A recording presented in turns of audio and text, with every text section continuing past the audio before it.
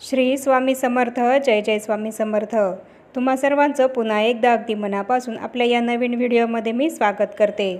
3 ऑक्टोबरपासून शारदीय नवरात्र हे सुरू झालेलं आहे. आपल्या हिंदू धर्मामध्ये नवरात्रीला अत्यंत महत्त्व आहे. या शारदीय नवरात्रामध्ये आपण देवी मातेच्या 9 विविध रूपांची पूजाही करत असतो. नवरात्रीतल्या या 9 दिवसांना विशेष आणि खास असं महत्त्व आहे. नवरात्रीतल्या या प्रत्येक दिवसाला देवी मातेच्या वेगवेगळ्या रूपाचं पूजन हे केलं जातं. तर उद्या आहे महाअष्टमी, वार शुक्रवार. या शारदीय नवरात्रामध्ये येणाऱ्या अष्टमी आणि नवमी तिथीला विशेष आणि खास असं महत्त्व आहे. अष्टमी आणि नवमी तिथी ही खास मानली जाते. तर उद्या शुक्रवारी आहे महादुर्गाष्टमी आणि या अष्टमी तिथीला देवी मातेच्या महागौरी या स्वरूपाचं पूजन केलं जातं. या गौरीचे वाहन बैल आहे आणि त्रिशूल हे तिचे शस्त्र आहे. नवरात्रातील अष्टमी तिथी ही विशेष खास महत्त्वाची आणि देवी मातेच्या पूजेसाठी आणि आराधनेसाठी खास महत्त्वाची मानली जाते. आणि म्हणूनच या दिवशी जी व्यक्ती अगदी मनोभावे देवी मातेचे पूजन करते तर त्या व्यक्तीच्या सर्व मनोकामना या पूर्ण होतात आणि त्या व्यक्तीला देवी मातेचा अखंड आशीर्वाद हा प्राप्त होतो. त्याचप्रमाणे या दिवशी देवी मातेच्या शस्त्रांची पूजा करण्याची सुद्धा परंपरा आहे. त्यामुळे या अष्टमी तिथीला वीर अष्टमी असं सुद्धा म्हटलं जातं. त्याचप्रमाणे या दिवशी आपल्या संपूर्ण कुटुंबाची प्रगती होण्यासाठी, आपल्या मुलांची, आपल्या पतीची प्रगती होण्यासाठी, देवी मातेची कृपा ही प्राप्त करून घेण्यासाठी महिला आणि पुरुष मंडळीसुद्धा महाअष्टमीचा उपवास हा करत असतात. त्याचप्रमाणे महाअष्टमीच्या दिवशी कन्यापूजनसुद्धा केलं जातं आणि तसंच होम हवनसुद्धा अष्टमीच्या दिवशीच केलं जातं. आणि या दिवशी देवी मातेला लाल चुनरी ही सुद्धा अर्पण केली जाते. या महाअष्टमीच्या दिवशी आपण जर आपल्या घरामध्ये कन्यापूजन केलं तर त्यामुळे देवी माता आपल्यावर सदैव प्रसन्न राहते आणि तिचा आशीर्वाद आपल्या घरातील प्रत्येक सदस्याला मिळतो आणि यामुळे आपल्या संपूर्ण घराची प्रगती होते. आणि म्हणूनच आपण या दिवशी कन्यापूजन हे जरूर करायचं आहे.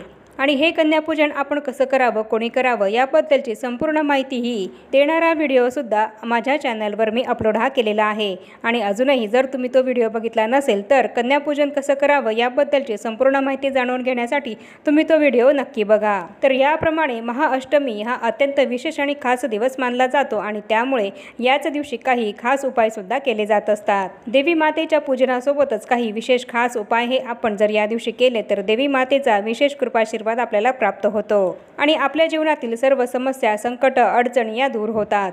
तर आजच्या या व्हिडिओमध्ये मी तुम्हाला असाच एक अत्यंत खास आणि प्रभावी असा उपाय उद्या महाअष्टमीला आपल्याला जो करायचा आहे त्याबद्दलच संपूर्ण माहितीही देणार आहे. तर हा उपाय आपल्याला उद्या कसा करायचा आहे याबद्दलची संपूर्ण माहिती जाणून घेण्यासाठी हा व्हिडिओ तुम्ही कुठेही स्किप न करता शेवटपर्यंत नक्की बघा आणि त्याप्रमाणे हा उपायसुद्धा नक्की करा. हा उपाय केल्याने तुमच्या जीवनातील सर्व वाईट गोष्टी, तुमच्या जीवनातील सर्व दोष, इडापिडा, नकारात्मकता ही निघून जाईल.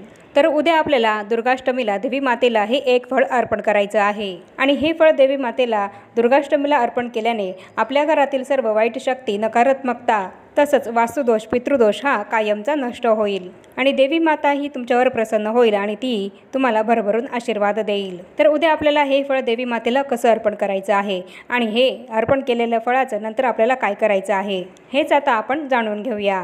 तर उद्या दुर्गाष्टमीला शुक्रवारी हे फळ आपल्याला देवी मातेला का अर्पण करायचं आहे तर जर आपल्या घरामध्ये कुठलाही वास्तुदोष असेल किंवा कुठलाही पितृदोष असेल आणि त्याचप्रमाणे जर आपल्या घरामध्ये खूप नेगेटिव्हिटी असेल, कोणत्याही कामामध्ये जर अपेक्षित यश हे मिळत नसेल, घरामध्ये सतत वादविवाद, कलह, भांडणं होत असतील किंवा कोणतंही मंगल कार्य हे जर घरामध्ये घडून येत नसेल, घरामध्ये सतत पैशांची कमतरताही भासत असेल आणि त्याचप्रमाणे आपल्या घरामध्ये जर कोणत्या तरी वाईट शक्तीचा प्रभाव जर आपल्या घरामध्ये असेल तर देवी मातेला हे फळ अर्पण केल्याने वाईट आणि नकारात्मक प्रभाव जो काही असेल आपल्या घरामध्ये तो दूर होईल. आपल्या घरामध्ये जर कुठली तरी वाईट शक्ती किंवा नकारात्मकता असेल तर त्याचा परिणाम हा आपल्या संपूर्ण कुटुंबावर होत असतो आणि यामुळेच आपल्या घरामध्ये सतत भांडणं, वादविवाद होतात. नाही तर कोणी ना कोणी सतत आपल्या घरामध्ये आजारी हे पडत असतं. त्याचप्रमाणे आपल्या घरामध्ये जी काही लहान मुलं असतात ती सतत किरकिर करत असतात आणि आपली जी काही मोठी मुलं आहेत तर त्यांना त्यांच्या अभ्यासामध्ये त्यांची प्रगती होत नाही किंवा त्यांच्या करिअरमध्ये त्यांना अनेक अडचणी येतात आणि त्याचप्रमाणे आपल्या घरामध्ये लक्ष्मीही टिकत नाही. घरात आलेला पैसा हा अनाठाई खर्च होतो आणि सतत आपल्याला आर्थिक समस्यांना तोंड हे द्यावं लागतं आणि त्याचप्रमाणे कधी कधी आपल्या घराला कोणाची तरी नजर ही लागत असते. तर या सगळ्या समस्या दूर होण्यासाठी आणि आपल्या घराला लागलेली ही नजर दूर होण्यासाठीच, आपल्या घरातली सर्व वाईट शक्ती बाहेर जाण्यासाठी, घरातली निगेटिव्हिटी ही बाहेर जाण्यासाठीच आपल्याला देवी मातेला हे फळ उद्या अर्पण करायचं आहे। नवरात्रीच्या या 9 दिवसांमध्ये देवी माता ही आपल्या पृथ्वीवर येत असते आणि त्यामुळे आपल्या पृथ्वीवर देवी तत्व हे खूप मोठ्या प्रमाणात जागृत असते आणि त्यामुळे नवरात्रीच्या अष्टमी आणि नवमी तिथीला जर आपण असे काही खास उपाय जर केले तर त्याचे आपल्याला अनंत पटीने फळ हे मिळत असते।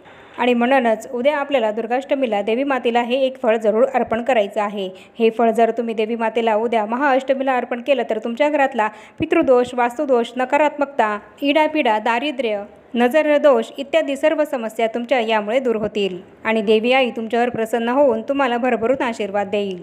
तर उद्या आपल्याला महाअष्टमीला देवी मातेला जे फळ अर्पण करायचं आहे तर ते फळ तुम्ही आज दिवसभरामध्ये किंवा उद्या सकाळी जरी तुमच्या घरी आणलं तरीसुद्धा चालेल। उद्या अष्टमी तिथी ही दुपारी 12:06 असणार आहे, त्यामुळे उद्या शुक्रवारी हा उपाय तुम्हाला 12:06 आधीच करायचा आहे। अष्टमी तिथीमध्येच करायचा आहे। 12:06 नवमी तिथी ही सुरू होणार आहे, त्यामुळे हा उपाय तुम्हाला 12:06 आधी अष्टमी तिथीमध्ये सकाळी करायचा आहे। आणि त्याचप्रमाणे अष्टमीच्या दिवशी तुम्ही जे काही कन्यापूजन करणार असाल किंवा होम हवन करणार असाल तर ते सुद्धा तुम्हाला 12:06 आधीच करून घ्यायचं आहे। तर उद्या अष्टमीच्या दिवशी आपल्याला देवी मातेला जे फळ अर्पण करायचं आहे तर ते फळ आहे कोहळ्याचं फळ आणि म्हणूनच हे कोहळ्याचं फळ तुम्हाला आज किंवा उद्या सकाळी तुमच्या घरी आणायचं आहे। आपण बऱ्याच ठिकाणी बघतो की कोहळा हा घराच्या बाहेर किंवा एखाद्या व्यवसायाच्या ठिकाणी बाहेर हा बांधलेला असतो।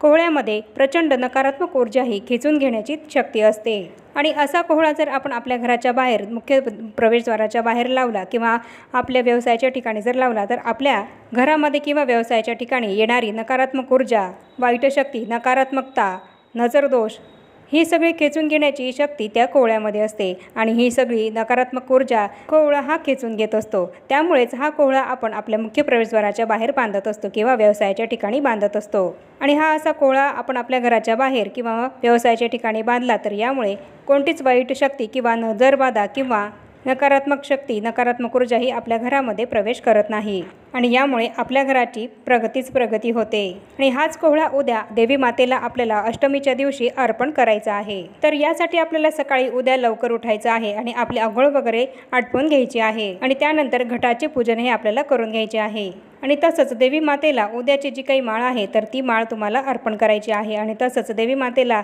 उद्याचा नैवेद्य आहे तो नैवेद्य सुद्धा तुम्हाला देवी मातेला अर्पण करायचा आहे आणि देवी मातेची आरती करायची आहे। तर उद्या आपल्याला देवी मातेला नारळाचा किंवा नारळापासून बनलेल्या पदार्थांचा नैवेद्य हा अर्पण करायचा आहे आणि उद्याची माळ आहे तांबड्या फुलांची, तर तुम्हाला तांबडी फुलं किंवा जास्वंदाची तांबडी फुलं मिळाली तर ती तुम्हाला देवी मातेला अर्पण करायची आहे किंवा जर तुम्ही कमळाची फुलं जर तुम्हाला मिळाली तर ती सुद्धा तुम्ही देवी मातेला अर्पण करू शकता आणि त्यानंतर हा उपाय आपल्याला करायचा आहे आणि हा उपाय करण्यासाठी आपण जो काही कोहळा आणलेला आहे तर तो आपल्याला स्वच्छ पाण्याने धुवून घ्यायचा आहे आणि त्यानंतर हा कोहळा आपल्याला एका ताटामध्ये देवी मातेसमोर ठेवून घ्यायचा आहे आणि या कोहळ्याला आपल्याला त्यानंतर हळदी कुंकू हे अर्पण करायचं आहे आणि त्यानंतर हा कोहळा जो आहे तो आपल्याला देवी मातेसमोर अगदी मधोमध कापायचा आहे।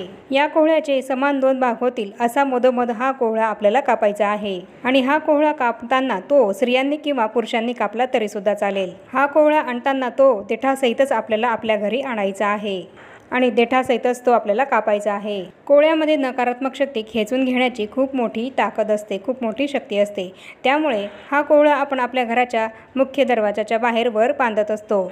पण उद्या हाच कोहळा आपल्याला देवी मातेला अर्पण करायचा आहे आणि देवी मातेसमोरच अगदी मधोमध हा कोहळा आपल्याला कापायचा आहे आणि हा कापलेल्या कोहळ्यातील अर्धा जो भाग आहे तो आपल्याला त्याच वेळी उचलून घ्यायचा आहे आणि घराच्या बाहेर एखाद्या झाडाखाली नेऊन तो आपल्याला ठेवून द्यायचा आहे। हा कापलेला कोहळा खरं तर एखाद्या चौकामध्ये ठेवला जातो, पण हा कोहळा जर आपण चौकामध्ये ठेवला तर तो कोणाकडूनही कोणाच्याही पायाने ओलांडला जाऊ शकतो आणि आपण आपल्या घरासाठी केलेल्या या उपायामुळे इतरांना त्रास हा होऊ नये याची आपल्याला काळजी घ्यायची आहे आणि त्यामुळे हा कोहळा आपल्याला चौकामध्ये न ठेवता एखाद्या झाडाखाली ठेवायचा आहे की जेणेकरून हा कोहळा कोणाकडूनही ओलांडला जाणार नाही आणि म्हणूनच एखाद्या झाडाखालीच हा कापलेला कोहळ्याचा एक भाग आपल्याला ठेवायचा आहे आणि या कापलेल्या कोहळ्याचा दुसरा भाग जो आपण देवीसमोर ठेवलेला आहे तर तो तसाच आपल्याला देवीसमोर अष्टमीच्या दिवशी दिवसभर आणि रात्रभर राहू द्यायचा आहे आणि दुसऱ्या दिवशी म्हणजेच नवमीच्या दिवशी सकाळी आपली आंघोळ वगैरे करून झाल्यानंतर कोहळ्याचा तो अर्धा भाग आपल्याला तिथून उचलायचा आहे, देवी मातेसमोरून उचलायचा आहे आणि तो कोहळा तुम्ही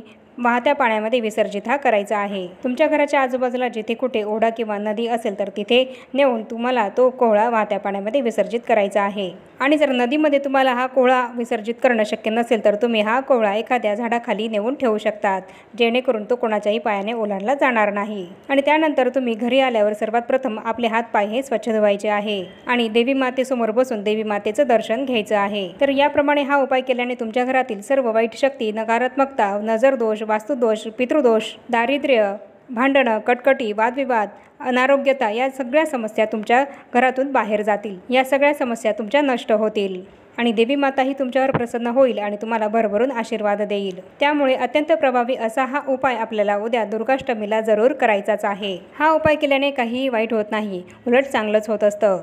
पण हा उपाय करताना कोणाचंच हा उपाय केल्याने वाईट होणार नाही, कोणालाही आपण हा उपाय केल्याने त्रास होणार नाही याची मात्र आपल्याला काळजी घ्यायची आहे। आणि आपण ठेवलेला हा कोहळा कोणाकडूनही ओलांडला जाणार नाही याची सुद्धा आपल्याला काळजी घ्यायची आहे। आपण ठेवलेला हा कोहळा जर कोणी इतरांनी ओलांडला तर याचा दुष्परिणाम हा आपल्यालाच भोगावा लागत असतो, त्यामुळे याची आपल्याला विशेष काळजी घ्यायची आहे। तर याप्रमाणे आजच्या व्हिडिओमध्ये मी तुम्हाला माहिती दिली आहे की उद्या दुर्गाष्टमीला आपल्याला देवी मातेला कोणतं प्रभावी फळ हे अर्पण करायचं आहे आणि ते फळ कसं अर्पण करायचं आहे आणि अर्पण केलेल्या फळाचं नंतर काय करायचं आहे याबद्दल संपूर्ण माहितीही दिली आहे। आणि आता या छोट्याशा माहितीसह आपण आपला आजचा हा व्हिडिओ इथेच थांबवूया।